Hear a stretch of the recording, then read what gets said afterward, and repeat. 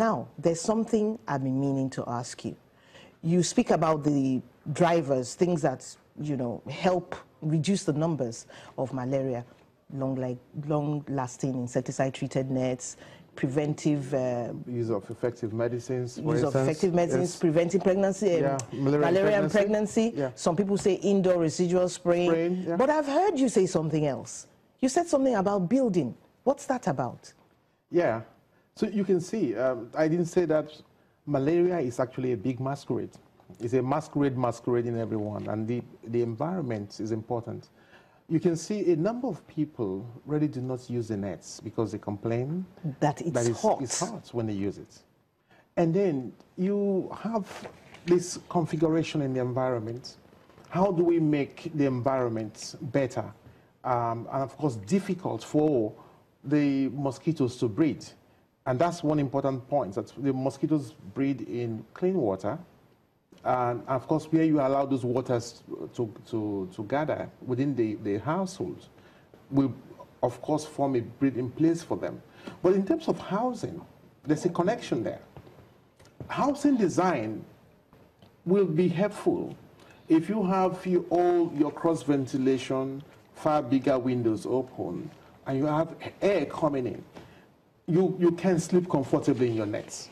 I mean, I have slept under the net in Antwerp, in Belgium. You will not believe it, because they have some very stupid kind of mosquitoes. That's in Europe, where you stay under the net, and it was easier because the environment is cooler. Okay. So they didn't feel it. But you need to stay under the net because the mosquitoes fly so badly. So if we have the housing design, you increase airflow, then you can sleep under the nets. But you know that's a future thing, because we already have our cities built and set. No, we are building. People are still building now. And then many more estates are emerging. And how do we build our houses? Do we build our houses with windows far high up, as if we're in the temperate countries? I think the consideration here, and the challenge to our architects and the environmental scientists and engineers, will begin to see how we can have these smart buildings as well. Smart buildings that can take place, smart green buildings for solar, and those for the environment. And if you're doing all of this, really, it's not just for malaria alone. Tuberculosis, of course, will spread where you have congestion. That's right. And so overcrowded. Yeah. Let's not lose everybody. Good. Smart buildings. Good. Why are the buildings smart? The buildings are smart in many ways. One, by design. Two, by the materials that they use in building them. Okay. And then, of course, the environment as well. So you have a smart building, and part of it has solar panels. Yes. And then for the case of malaria, we consider... Which reduces the heat, I suppose? Yes, we can reduce the heat, and then you can have... Then it's green, of course, so, and environmentally friendly. So less global warming. Of course. Less heat. Less heat, and then you can use... Bigger windows, more airflow. More airflow, and then you less infection too. Yes, because you have air flowing, and then people can... Then it's cost-effective as well. So, just a minute. Thank you. Let's interrupt you there and get a phone call in. Hello. Hello, Tony, are you there? Hello. Yeah, I'm here. What's your question? Please, this malaria of a thing, how do we cure it as a part? Like me, whenever I feel free, or when my body is too heavy, I feel that that's a symptom of malaria. How will I get it? Okay. Okay. Yeah. Thank you, Tony. Yeah, so that's where the issues are. That feeling that you just described now could be caused by anything. And of course, it will be caused by exhaustion, where you don't even need any medication. The first thing to do is to rule out malaria. You do a test first. And the test is cheap and it's accessible. And you have a right, isn't that right? Yes. When you get to the hospital, you say, I want to be tested. You demand the test.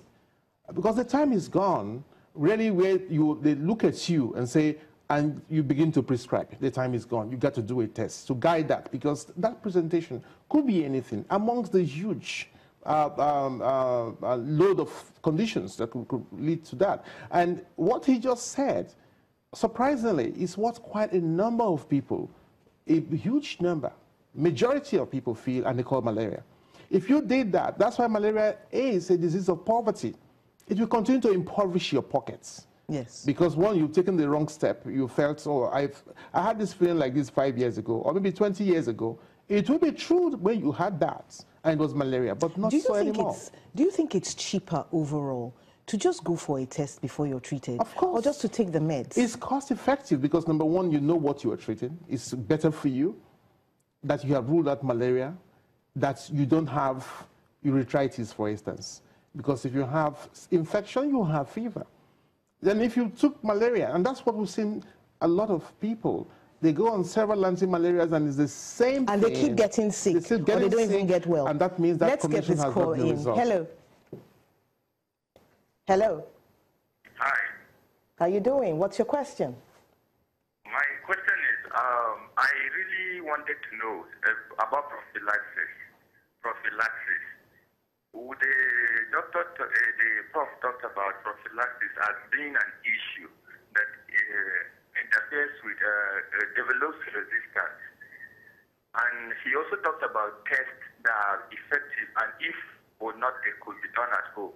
So my question is, I've seen these test strips and most often they are used in laboratories, but sometimes you may find out that a test is negative on the strips but positive when done under the microscopy method. So are these test strips actually reliable, as he said? Okay, thank you. That is a good one. Thank you, Benjamin. Yeah. So there are many issues here, but I want to tackle the last one first. Yes. It's negative on the strip, but positive in the lab? Yes, I'll start from that because it's important. So what we have, the available malaria rapid diagnostic tests are accurate to a large extent, and I can put it at 95%. But what we have is a challenge in malaria microscopy diagnosis. And that's in the lab? In the lab. And the federal government is addressing that through training and retraining. And because we host the center, we host the WHO Center for Malaria Diagnosis, we have actually had cases of those so-called positive lab tests brought to us. They are negative.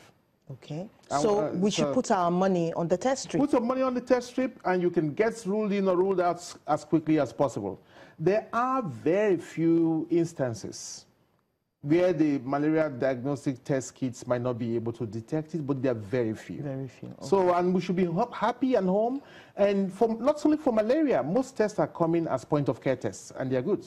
Okay, now he's talking about prophylaxis. Good. I think it's good to tackle this one. First of all, prophylaxis is for pregnant women. Should you be conducting prophylaxis in any other person? No. So, No. and the issue here is, when you use a drug as prophylaxis, you must see that they have the shelf life. The configuration of the medicine should stay in the body for a little longer time. Okay. The ACTs we are talking about, if you use it 6 hours, you need to take another 8 hours or thereabouts. The first 8 hours, and they're already out in the body after 6 hours. So what are you using them as prophylaxis for? These medicines will not stay in the body above the half time that they have to let stay. me pause you there and take this call. Hello. Hello, are you there? We seem to have lost it. Yeah. So the medicines will not stay more than when they should stay in the body. So medicines that are used as chemoprophylaxis, these last longer. They stay longer in the body so that when you have any infection at that time, they're able to destroy those. So for the general population, we look at the case management. You have symptoms, and it is detected through a test, and then you treat it appropriately. But for pregnant women, even they don't even take it regularly, so they should take at least 3 doses after the first trimester.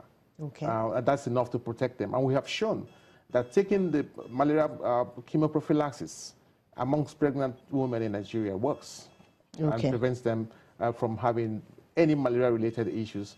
And to even say for the pregnant women, something which I should emphasize, the pregnant women in Nigeria should sleep under the nets. Even if they have already experienced having births and they already know that they should really enroll for ANC as early as possible, and then the full regimen of what they should really have to protect themselves and the baby is given to them. I hope they get free nets anyway. The government there are provisions for those. We're closing the show now. You. Thank you so much for coming, Professor Oyibo. It was beautiful having you on the show. Thank you for being there with us and for contributing to the show. Have a wonderful day ahead. I am Mary Alale Yusuf.